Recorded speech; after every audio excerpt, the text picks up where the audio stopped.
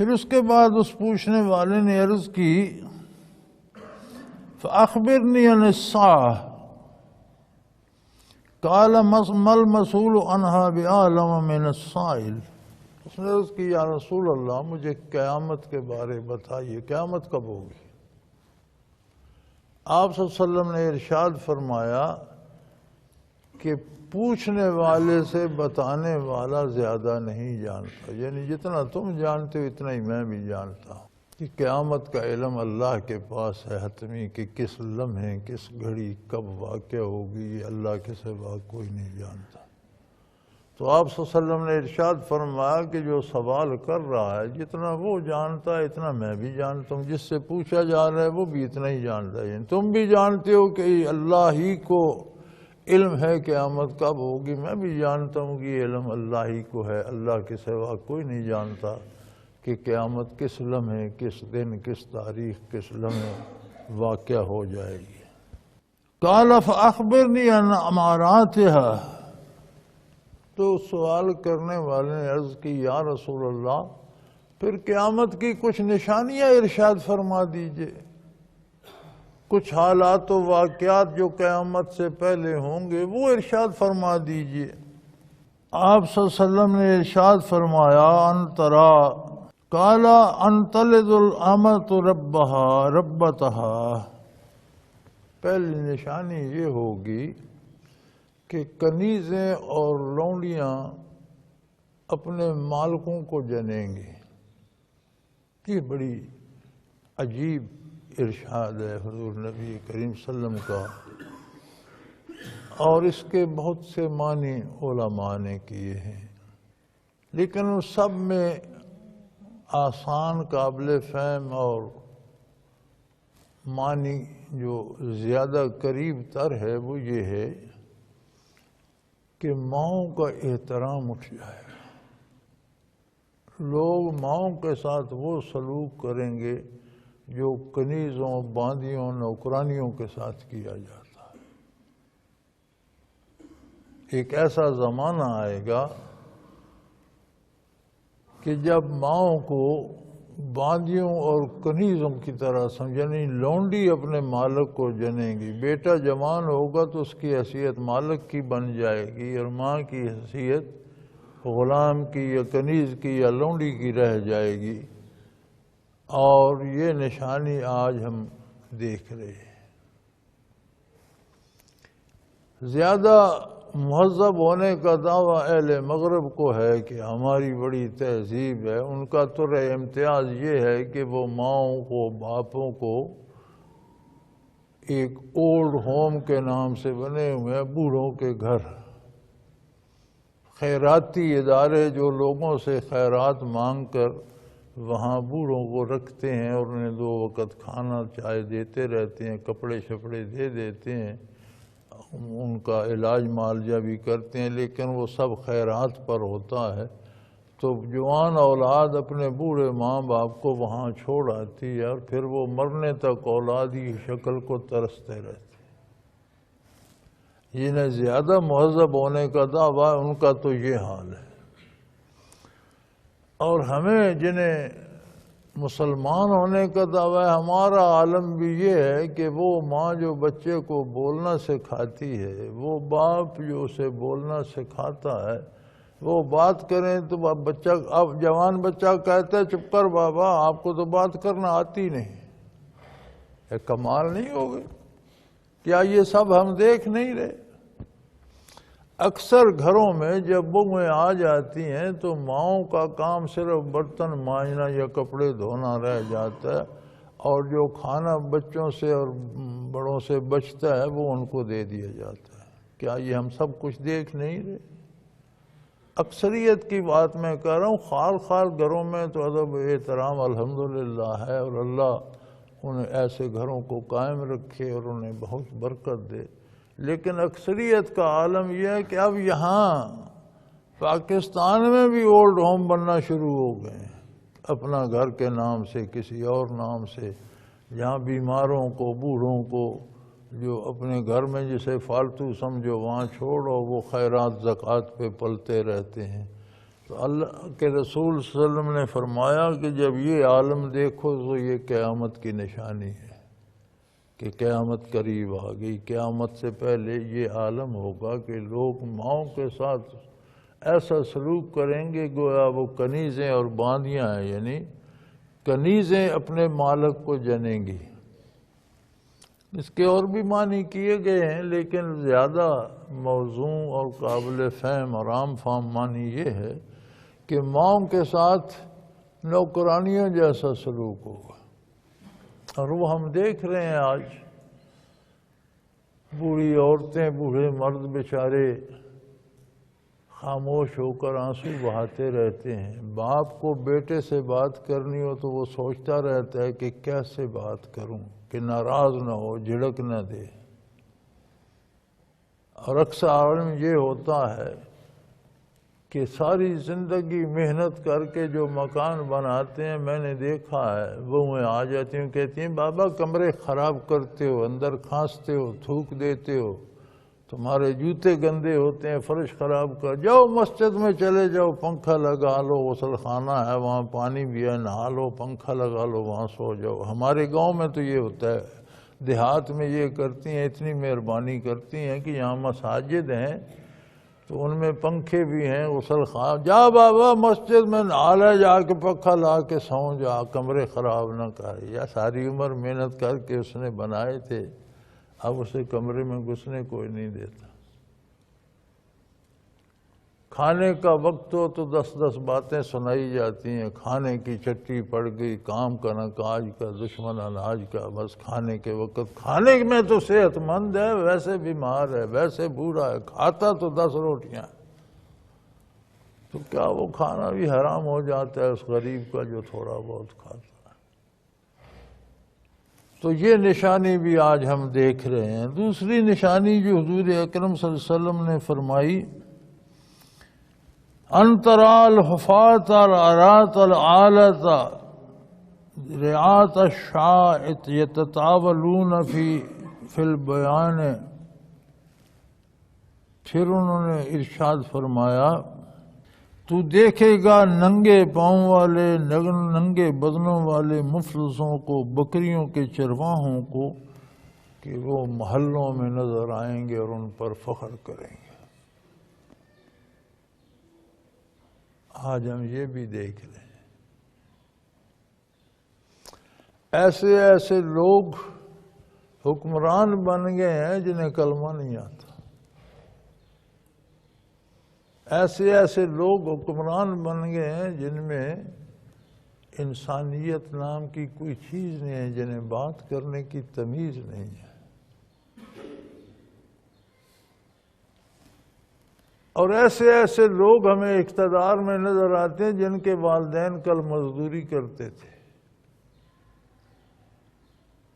فرمایا تو دیکھے گا ننگے پاؤں والے، ننگے بدنوں والے مفلسوں، بکریوں کے چرواہوں کو، کہ وہ محلوں میں نظر آئیں گے اور ان پر فخر کریں گے۔ تو اقتدار کے ایوانوں میں بھی اب کوئی دور کی بات نہیں، پیچھے دور نہیں جانا پڑتا۔ یہیں پاکستان بننے کے بعد جن کے باپ یہاں مزدوری کرتے تھے، جو خود مزدوری کرتے تھے، آج ان میں سے بیشتر کو ہم حکومت کے ایوانوں میں دیکھتے ہیں، اقتدار کی گلیوں میں پھرتے ہوئے، اقتدار کی گردشوں میں نظر آتے ہیں۔ یہ بھی ہے۔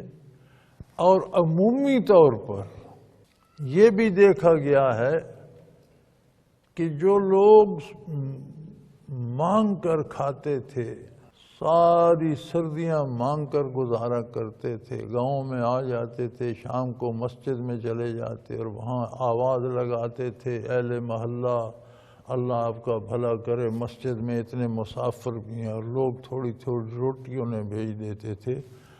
آج ان کے دروازے پہ گاڑیاں کھڑی ہیں اور انہوں نے کوٹھیاں بنائی ہوئی ہیں بڑی بڑی خوبصورت۔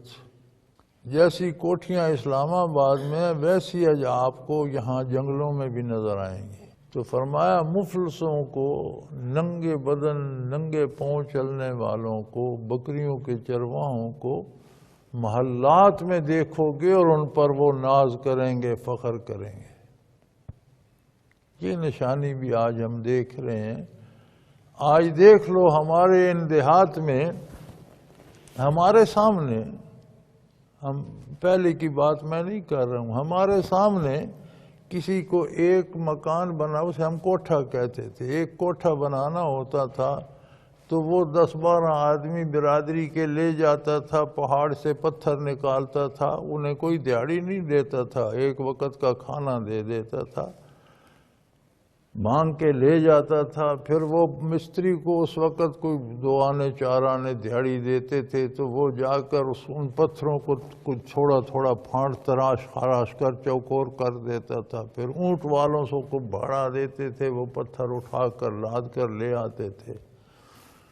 پھر ایک مستری لگایا جاتا تھا جو ہر 6 مہینے بعد اسے فصل سے کچھ حصہ گندم یا باجرہ دیا جاتا تھا، وہ مفت میں کام کرتا تھا، دیوار بناتا تھا اور مزدور مانگ کر لگائے جاتے تھے۔ آج تم ہمیں ایک دیہڑی لگا دو، آج تم ہمیں، تو رشتہ داروں کو، برادری کو مانگ کر اپنے کھیتوں سے، اپنے جنگلوں سے لکڑیاں کاٹ کر لائی جاتی تھیں اور پھر ان کی چھت ڈالی جاتی تھی، ٹیڑھے میڑھے بالے اور ٹیڑھی میڑھی لکڑیاں، اور اوپر سنتھا وغیرہ ڈال کر مٹی بڑے خوش ہوتے تھے کہ مکان بن گیا، بڑا سا مکان بناتے تھے۔ مجھے یاد ہے کہ اس مکان کے ایک طرف رات کو سردیوں میں جانور بندھے ہوتے تھے، بیل گائے بھینسیں، ایک طرف سونے کی جگہ بنی ہوتی، درمیان میں چولہا بنا ہوتا تھا۔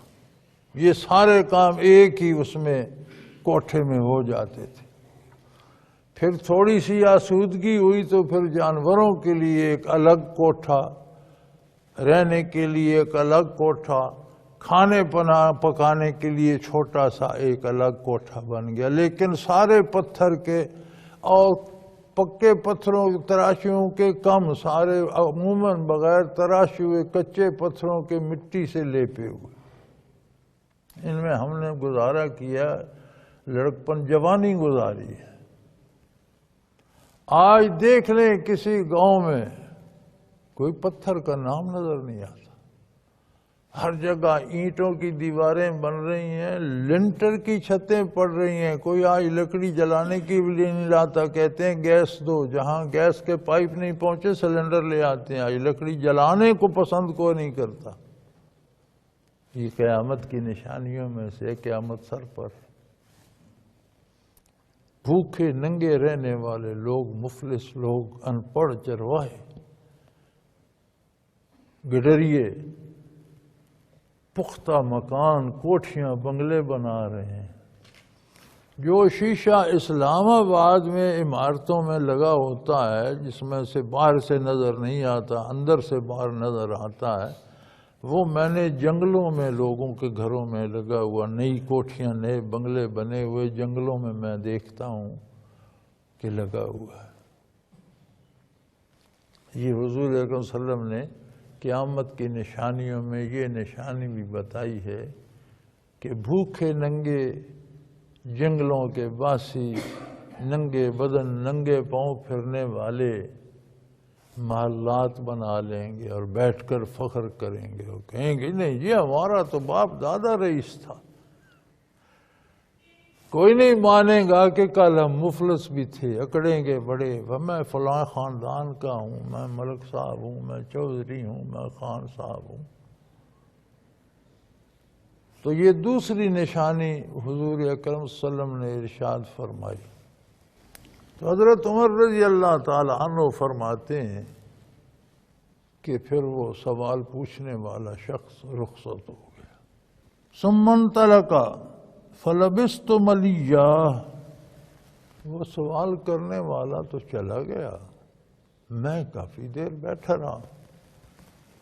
ثم قال لی یا عمر اتدری من السائل، تو پھر رسول اللہ صلی اللہ علیہ وسلم نے ارشاد فرمایا، اے عمر رضی اللہ تعالیٰ عنہ، اے عمر جانتے ہو یہ سوال کرنے والا کون تھا؟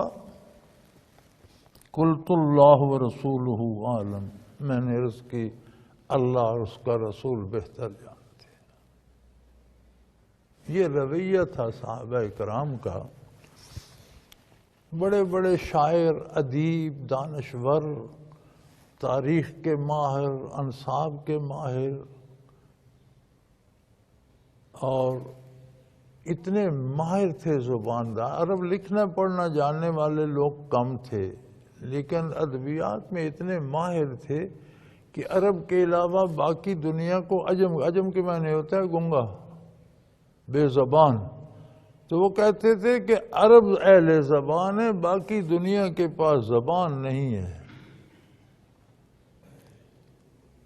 لیکن جب بھی کوئی آیت نازل ہوتی یا کوئی ارشاد ہوتا تو حضور اکرم صلی اللہ علیہ وسلم پوچھتے کہ اس کا معنی جانتے ہو؟ کہتے اللہ بہتر جانتا ہے یا اللہ کا رسول جانتا ہے۔ کوئی اپنے علم سے، اپنی طاقت سے، اپنے قوت سے، کوئی کسی صرف و نحو سے یا علم کلام سے یا کوئی اپنے ترجمے سے مقصد نہیں نکالتا تھا۔ آج مسلمانوں میں اتنے فرقے بن گئے ہیں کہ گنے نہیں جاتے۔ ایک گھر میں 5 بندے رہتے ہیں، عجیب بات یہ ہے کہ ان میں سے 5 کا مذہب نہیں ملتا۔ ایک اور عقیدے پر ہے، دوسرا اور پر ہے، تیسرا اور پر ہے، چوتھا اور پر ہے، 5واں پر۔ اللہ کی شان، کیا ہو گیا ہمیں؟ آج کا المیہ یہ ہے کہ ہر بندہ اپنی مرضی سے قرآن کا ترجمہ کرنا شروع ہو گیا۔ جس آیت سے جو سمجھتا ہے وہ معنی نکال لیتا ہے۔ یہ رویہ ہماری تباہی کا سبب ہے۔ آج بھی اگر ہم وہی بات جو صحابہ کرام کرتے تھے، آج بھی ہم یہ سمجھیں کہ جو رسول اللہ صلی اللہ علیہ وسلم نے فرمایا وہ حق، یہ ہے کہ ترجمہ وہی صحیح ہے جو حضور اکرم صلی اللہ علیہ وسلم نے فرمایا، باقی سب باطل ہیں۔ آج بھی اگر ہم قرآن کا وہ ترجمہ، آیات کے وہ معنی سمجھ لیں جو حضور اکرم صلی اللہ علیہ وسلم سے ثابت ہیں تو کوئی فرقہ نہیں رہتا، سب پھر یکجا ہو جاتے۔ ہر فرقہ قرآن اٹھائے پھرتا ہے، قرآنی آیات پڑھتا ہے، ترجمہ اپنی مرضی سے کرتا ہے۔ اگر وہی ترجمہ جو صحابہ کرام کا طریقہ تھا، وہ کہتے تھے اللہ و رسولہ عالم، اللہ اور اس کا رسول بہتر جانتے ہیں۔ یہاں بھی حضرت عمر رضی اللہ عنہ نے یہی عرض کی کہ اللہ و رسولہ عالم، اللہ اور اس کا رسول بہتر جانتے ہیں۔ تو فرمایا رسول اللہ صلی اللہ علیہ وسلم نے قال فإنہ جبریل آتاکم یعلمکم دینکم، کہ یہ جبرائیل امین تھے جو حاضر ہوئے تھے کہ تمہیں تمہارا دین سکھا دیں۔ یہ آنے والا یا سائل جو سوال کر رہا تھا یہ جبریل امین تھے، انسانی شکل میں تشریف لائے، حاضر ہوئے بارگاہ نبوی میں، اور ان کا مقصد یہ تھا من جانب اللہ انہیں بھیجا گیا کہ یہ سوال کر کے ان کا جواب لے کر تمہیں تمہارا اہل مجلس سیکھ لیں، پھر وہ ساروں کو سکھائیں۔ گویا دین سیکھنا ضروریات دین میں سے اور اسے آگے سکھانا فرائض دین میں سے۔